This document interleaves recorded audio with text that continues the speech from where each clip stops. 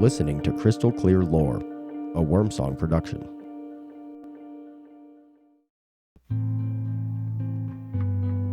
In a misty valley where two rivers flowed side by side without ever mingling their waters, the villagers told stories of the Gemini. They were born under a star that flickered between silver and gold. Two boys so alike, their own mother could not tell them apart by sight alone. One spoke only truths, and his words could heal a broken bone or show a lost traveler the hidden path home. The other spoke only clever lies, and his words could turn tears into laughter or turn a rich man's joy to dust. They shared a single shadow that stretched long across the grass at dusk, and when the moon hid its face, they could trade places so perfectly that the wind itself became confused. The villagers called them blessed and cursed in the same breath. They feared them, loved them, and left offerings of honeycomb and silver coins at the edge of the ancient beechwood grove where the twins dwelled. One year, the rains forgot the valley. The fields turned to dust, the cattle grew thin, and the two rivers shrank until only cracked stone remained between them. Children cried in the night for water, and the elders spoke of leaving the valley forever. Among the villagers lived a young storyteller named Alara. Her voice could calm storms and make old women smile, but she could not summon rain. At the end of what should have been the rainy season, she took up her grandfather's ashwood staff, a small mirror of polished silver, and the desire to save her people burning in her heart. She trudged up the old path into the beechwood as the constellation of the twins rose high overhead. The trees stood silver and silent as Alara searched for the Gemini.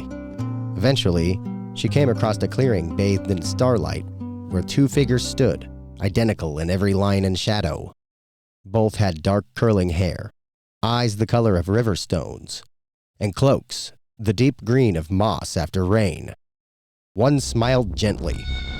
The other smiled like a fox who had already stolen the chickens. "Traveler," they said together, voices overlapping. "You may ask one of us your question. Choose wisely, for we are never apart, yet always different." Ilara's hand tightened on her staff. The moon was dark that night, but it was unlikely that she could have told which twin was which at midday. She studied their faces, but they were mirrors of each other. She lifted her silver mirror, yet it showed only her worried eyes. She drew a slow breath and spoke. "Which of you will help my village without destroying it?"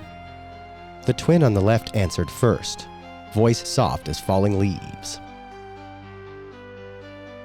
"I will bring the rain. The rivers will rise and dance again. The fields will grow heavy with grain. But the price is this. One among you must carry our shared shadow forever. You will never know peace, never speak without weighing every word. And when you die, your name will be forgotten while ours lives on." The twin on the right laughed quietly, a sound like wind through dry reeds. "I will save your village with no such price. I will whisper to the clouds until they believe they are already weeping. The drought will end in laughter and song. No shadow will fall on any soul. All will be well, for a time."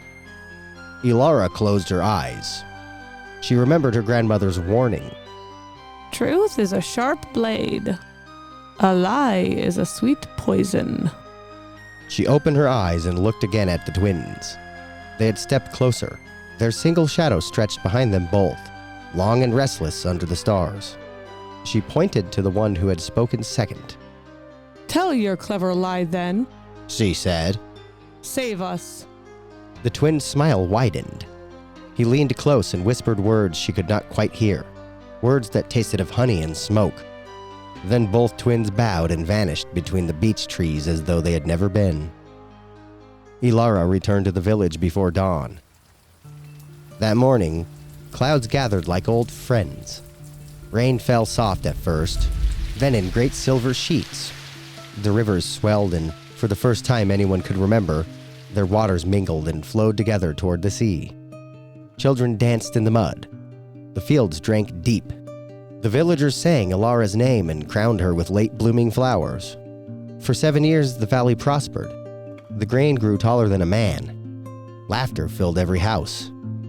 Alara married a kind fisherman and bore 2 bright-eyed children. She told stories by the hearth that made everyone forget their old sorrows. But on the 7th autumn, the laughter began to thin. Small lies took root. Neighbors accused one another of stealing water that had never been scarce. Husbands and wives spoke honeyed words that hid sharp truths. Children learned to twist their promises until they meant nothing. The rivers still flowed together, yet now their mingled waters tasted faintly bitter. Alara felt the change most of all. Her own stories, once clear as spring water, began to twist in her mouth. She would begin a tale of courage and find it ending in cowardice. She would comfort a grieving friend and later realize her words had only made the grief heavier. At night, she dreamed of 2 identical smiles and a single restless shadow. One evening, as the twins' constellation climbed high again, Alara returned alone to the beechwood grove. The twins were waiting for her. "You chose the lie," said the one who spoke the truth, his voice gentle and sad. You saved us. Alara answered. "We did," said the one who spoke lies, still smiling. The drought continued. A terrible price was asked of a single soul instead of being shared by all, a little at a time, until no one noticed it was being paid. Alara's eyes burned. Was there ever a way to choose rightly? The truth teller sighed. There's never a perfect choice where we are concerned. We are the mirror and the hand that holds it, the question and the answer, the river that flows and the river that refuses. The liar shrugged. But the village will stay alive. Some would call that a happy ending. Alara looked at the single shadow stretching across the grass. Slowly, she stepped forward and let it fall across her feet. It felt cold, yet familiar.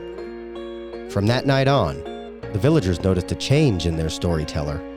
Her tales grew deeper, sometimes sharper, always truer in the end. She spoke less, but when she did, people listened with their hearts as well as their ears. Some said she had taken the Gemini's shadow. Others said she had simply learned to carry her own. And when the children asked why the 2 rivers now mingled when once they never had, the old ones would smile sadly and reply, "Because even opposite things may meet, if the price is paid in small coins over many years. Beware the clever lie that feels like mercy, and the hard truth that feels like punishment.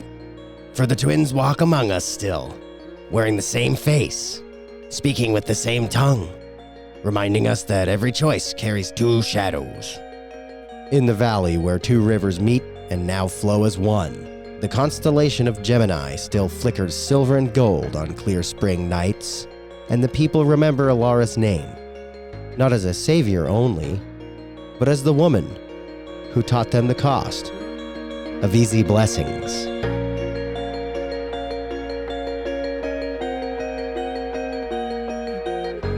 Welcome back to Crystal Clear Lore. I'm Crystal Lance, and I'm very honored today to have one half of a set of twins in the closet with me. I'm the best half, but I don't think she would disagree. I'm a fraternal twin, by the way, if you can't figure that out by she. I think your twin sister might riot. Well, she can come push the buttons then. I don't get paid enough for this. That's fair. Last week, you just found me on the side of the road, and now I'm just here again. You're always here. Said something about a fucking schedule. Yeah, there's like a schedule or something. It's pretty terrible. I'm not really good at those kind of things, so. Well, sorry to bring up your twinage, but we are on to the 3rd sign of the zodiac this week, Gemini. Also, if you are listening, other half of me, hi, text me or something. No, never. Let me know if you heard this. Leave a review on Apple. So Gemini is Latin, actually like a Latin word, and it's literally Latin for twins. Oh, okay. I never knew that. I didn't either. And so, the whole thing about it is twins. So it's represented by twins. The symbol looks like a Roman numeral for 2. It's all about the twins 100% of the way. We're not talking about twins like boobies, right? No. Okay. I'm just trying to think. Obviously, I was going to bring up the parallel between the AI Gemini, and I'm wondering if I can figure out by the end of the episode why the namesake without Googling it. That's fair. Yeah, it'll be interesting. Did you figure it out in your research or did you skip it? I'm not sure. There's a lot of research in front of me. Okay, well, you know what? We're gonna find out together. Yeah, we're going to find out together if you did any research. I did a lot of research, but whether or not we talked about the AI is something that I don't think I put in here, but I'm not sure. Well, I accidentally opened your research notes for Gemini. How dare and it you. just said, "Fuck you, Brady." That was most of it. That was like the first 4 lines. so maybe you renamed it to something different. And that was a red herring. Probably because you keep reopening my notes and then we don't have a good discussion on it because you suck. There's no spoilers allowed in this place. Gemini reigns from May 22nd to June 20th. So that would be the 3rd solar month of the year. It is ruled by the planet Mercury, who is the messenger god in Rome. In Greece, he would be Hermes, which leads them to be very fast-paced and gifted with the gift of gab. I can't hear Hermes without thinking about the Jamaican character from Futurama. I forgot his name was Hermes. Yeah, every time I hear Hermes, that's what I think of. I forgot the little bureaucrat was named Hermes. Oh my gosh. There's also, okay, for all you Uber video game nerds out there, if you've ever played Grand Theft Auto San Andreas, that's one of the cars. Is it really? Yeah, if you remember the car, put it in the comments. Gemini is the mutable air sign. Mutable signs are quick to adapt and comfortable with change. And the element of air focuses on the mind, especially intellectually, communication-based, relationships, and ideas. So it's all about the brain with them. Okay, very intellectual. Yes. And nerdy. And very quick to adapt and change. Oh, okay. I'm just wondering why you weren't a Gemini. You're like an Uber nerd. Because mine is not air. It's not my element. Nope, we'll get to yours. And mine. Soon. Indeed. They are known as the messengers or communicators, as they are usually the ones that can connect a bunch of ideas together and they form like a full vision out of it. I'm telling you, you should have been a Gemini. No. You're literally doing that here with this podcast. Yeah, but you're compiling a bunch of nerdyism and then you're projecting it and communicating it. Yeah, but here's where it falls apart for me being a Gemini. Geminis are the social butterflies of any group, as they will easily make a lot of friends in different groups. Yeah, that's not you. Nope. You try. I try. I have a very specific brand of humor. Here's the extent to which she tries. And I'm not saying this to embarrass you. I'm not being critical either. It's just that you show up. Yeah, I show up. After that, that's about the extent of your try. I'm here. Don't talk to me. I don't want to. Even with booze. Just like a side tangent here. My son got invited to a birthday party that I had to go without my husband with me because scheduling, blah. I didn't recognize a single parent there. And so when the kids were playing and doing the bouncy castles and stuff, I just pulled out my book and read it. Hey, you know what? I would have just pulled out my phone and read it. I did not try to socialize at all. I was like, nah, I don't know any of these people. I'm good. That's fair. But you were content in your introvertism. I made that up. I don't know if that's a word. It is now. Geminis are rapid learners and can utilize complex information quickly and multitask effectively. However, they are known to get restless, which can manifest as indecisiveness, inconsistency, or superficiality. Can you explain superficiality real quick? Because it's just, I'm stuck on the word. It's hard enough to say. Superficiality. Is that like supercalifragilisticexpialidocious? No. It was being shallow, so lack of depth, seriousness, or thoroughness. They're very shallow sometimes. Oh, okay. Because they want to go, they move so fast that they can't ever get a good depth of information sometimes. Makes sense. I thought you meant they just cared about aesthetics and stuff. Sometimes that's what it is. Just shallowness. Oh, okay. They also have a dual nature, so understanding all facets of them can take quite a while. I have had experience with Geminis that have ended up with me burned. They 100% have a very dual nature. So kind of like they can probably, how do I put this? More Machiavellian, kind of more playing the game behind your back. Yeah. Yeah, that's kind of what I would imagine they would be. No, not all of them are like that, but that would be the ones that have the proclivity for that, right? Yeah, they get a little bit more backstabby. They got the two-facedness, right? Yeah, I didn't necessarily mean it in a pejorative way. It just meant they're probably pretty good at masking. Masking and compartmentalizing. Two-faced isn't always a bad thing. We always use it as a bad thing, but it's not always a bad thing. Is that just because of the Batman bad guy? No, he's called Two-Faced because of that. Oh. Yeah. I don't know. Batman's from like the dinosaurs age, Dude, so Batman's I figured not that maybe old. that came first. Batman's not that old. Dude, whatever. They were drawing him on the cave. Or maybe they were just drawing bats. I think you're insane. Well, I'm here, aren't I? So the constellation itself, like the whole constellation, is actually Greek. The last two we've done have been mainly Sumerian. This one's Greek. So this would be the Greek myth of Castor and Pollux. Claudius Ptolemy cataloged the two stars that make up the heads in the 2nd century and then named those stars Castor and Pollux from this story. Castor and Pollux were twin brothers from Sparta, also known as the Dioscuri. They were inseparable even though they had different fathers. So again, they're twin brothers who have different fathers. I want you to think real hard about this for 5 seconds, and it's Greek. Can you guess who one of the fathers was probably? About 2 seconds into your rant, I was figuring it was Zeus. It was Zeus. Okay, guys, go back and listen to like the last, pretty much every Zodiac episode so far, and even some of the other ones. No, explain yourself. You have a thing about Zeus. Why can he not just keep it in his pants? This is like a carbon copy of Just like 3 other episodes now. God, just keep it in your pants, Zeus. Things would get so much easier. Well, okay, I'm just going to chop it up to it being because of Zeus, but twins with different dads. Zeus. All right, I'm going to try to wrap my head around that for like the rest of my life, and that's okay. Thanks for telling me that thing. It can technically happen if a woman has coitus with 2 different men in a very short period of time. That was what I was picturing, but I just didn't want to. Yeah, it happens. Fascinating. Well, we should do an episode on reproduction health. That's not really lore, that's more science. I know. It's also like extremely rare. We should do an episode on Zeus's reproduction health. The Zeus episode needs to happen soon, but like I'm trying, every time I think about doing the Zeus episode, I get upset. I'm possibly not going to be able to actually post it because of your rants and about his penis and everything and his being a man whore. Stick it, just keep it in your pants. It's going to be like every 4th word is penis. I can't post this. Zeus irritates me a little bit. But anyway, sorry. Of course it's Zeus. Anyway, so Castor is the son of King Tyndareus, who's the mortal one. Is that from Game of Thrones? No. He has a Game of Thrones name. He does.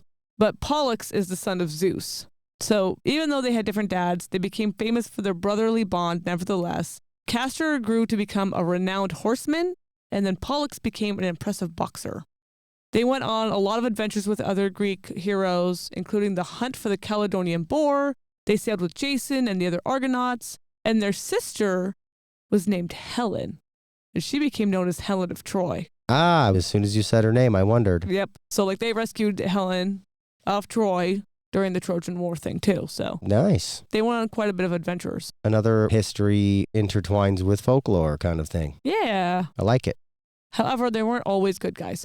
They kidnapped their cousins Phoebe and Hilaria, who were both daughters of King Leucippus, I think. Oh, I have to piss. And how come only kids get naps? Because you're old now. No naps for you. Depending on the storytelling or who's telling it of the details, the women were already married or betrothed to 2 of their other cousins named Idas and Lysinus.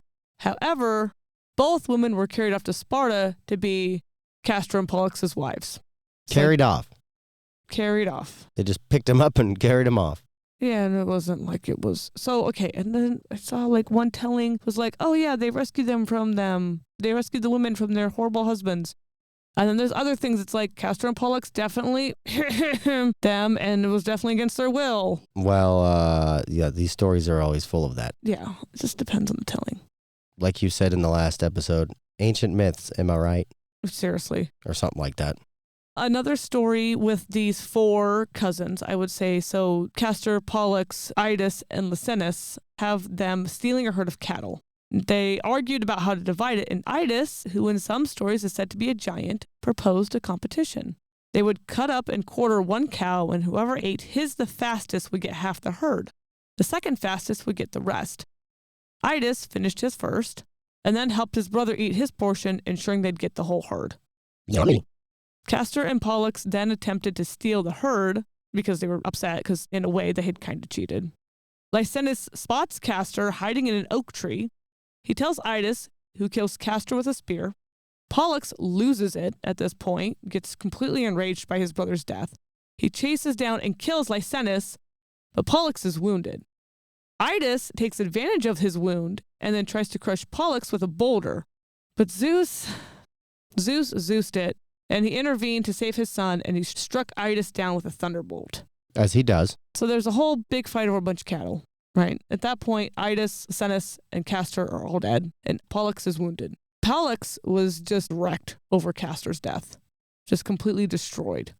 He mourned so bitterly that he actually asked Zeus to take his immortality from him so he could no longer be a demigod. Oh, and that's then he big. just please just let me die so I can at least rejoin Castor and Tartarus. That's big. Instead, Zeus did some Zeus fuckery, took Pollux's immortality, and split it between the two brothers. So they'd spend half the year in Tartarus and half the year on Olympus as gods.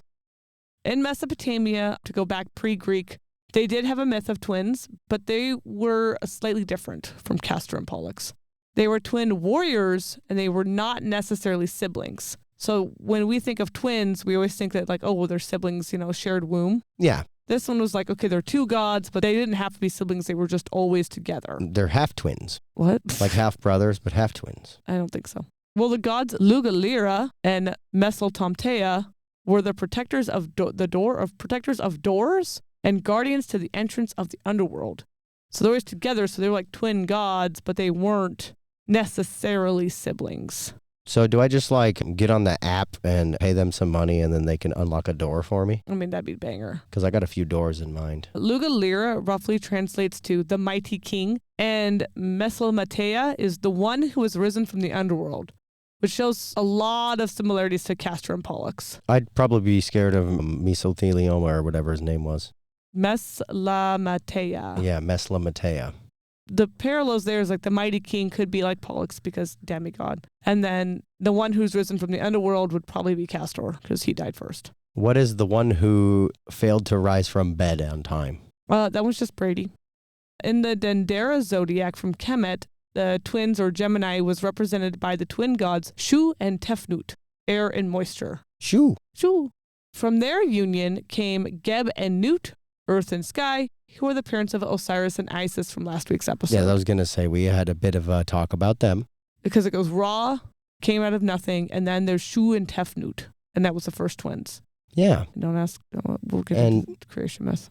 I implore you guys to check out the band Ra, spelled like the god, R-A. I forgot really cool that. if you like rock, anyway. Isn't there also a Born of Osiris band? Oh, yeah, Born of Osiris. They don't do too much accurate lyricism about it. There's a few songs, I don't know how accurate it is, but they have fun with the whole kind of Egyptian motif. Well, apparently I'm not allowed to watch the Gods of Egypt movie or I'll get really mad. This is what I've heard. I've heard this. The union of Shu and Tefnut represented opposing elements coming together, and so they would call the constellation Gemini, they'd call it the United. Because there's two things coming together. That might be the name. That might be the namesake for Google's Gemini for humans and computer interface. That is kind of what I was thinking too, because nothing else really made sense. That might be it. I think I nailed it. I'm going to Google that later. For the Nords, because they're always different, the stars Castor and Pollux were known as the eyes of Thiazi. How do you spell that? Thiassi. Oh, Thiazi. okay. Thiazi. Thiazi was a powerful Jotun who forced Loki to kidnap the goddess Ithun, and then this caused the gods to age because they didn't have access to Ithun and her magic apples. I'm going to go really in depth with this when we get to Loki because he does some fuckery. I was going to say, we're kind of glossing over a lot of random stuff like magic apples. This is all going to have to do its own deep dive episode or we'll be here all night. Do those give me a nap like Snow White? No, what they do is they prevent you from aging. Dang, I wanted a magic apple. So the gods get really mad. And then they go tell Loki, hey, I know that the Jotun forced you to kidnap Ithun. Go get her back. So then he goes and gets her back and is probably grousing about it because he's Loki and that's kind of what he does. So he goes, Loki gets her. And then the Jotun pursued them. But the gods said, oh, hell no. And killed Thiazi by fire. That's a way to die. Thiazi pursued them and then was killed in a fire set by the gods. Scotty then says, you know what? It's really messed up that the Jotuns tried to steal Ithun. I think we should figure this out. We need reparations for this. This was a pain in the ass. I can't even believe we would have to deal with this. And the rest of the gods were like, it sounds like you're wanting to start a war, and we don't want that. What is it good for? Exactly. So they said, okay, well, what about blood compensation? And Scotty's like, all right, we'll do blood compensation. Well, part of this compensation did result in Odin taking Thiazi's eyes and throwing them into the sky to create those stars. Oh boy. Sometimes the Norse legends for the constellations are way darker than the rest of the worlds. Yeah, you don't say. So in summary, Gemini is the third zodiac sign. It is represented by a sign that looks like the Roman numeral 2. It's the third sign, but everything about it is double. This is due to having a heavy association with the twins in most mythologies. Again, only the Nordic ones kind of separate from this, but not really, because 2 eyes, so even then it's still kind of similar. I think it just means double trouble. Gemini is the mutable air sign, which means they're highly intelligent and adaptable. They're known as the messengers, are social butterflies, and are known to possess a dual nature. And a little bit of side lore, Google named the AI model Gemini to represent the twins. It is the merger of 2 AI research twins. Oh, okay. So I thought it was going to be deeper than that, where it was the humans and the AI converging as partners or something. I don't know. No, because that makes sense. That would be kind of cool. Couldn't have that. So apparently it is DeepMind and Google Brain combined to build. Oh, okay. Yep, that makes sense. Yep, that's all it was. So it's just a merger of 2 different teams. And then we're like, it's twins. We'll call it Gemini because that's cool. You get Google Brain after you've done your research for a bit. I do. My brain is so when I'm done. Oh, wait, that's Noodle Brain. Sorry. Yeah, it's true. I don't know. Google Brain sounds right because I'm just sitting here like, okay, just got to Google like 3 more things and then go find primary resources. There's never just 3 more things. And I'm going to fucking sleep and it'll be great. And then I just don't sleep, so it's great. But any further questions before we pop out of Gemini? No, I think that pretty much explained a Gemini pretty well. I was mostly just curious if the namesake had any deeper meaning, but it sounds like it kind of doesn't. In a way, it kind of does, but it's a little bit more lame than I thought. Thanks, Google. It was right there. All right. Well, I hope that made Gemini, including the maybe not as useful as they wanted it to be AI, crystal clear. Bye. Follow us on Threads and Insta at Wormsong Media. That's WYRMSONG Media. Want to reach out to us? Email us at wormsongmedia@gmail. Again, that's WYRMSONGMEDIA@gmail.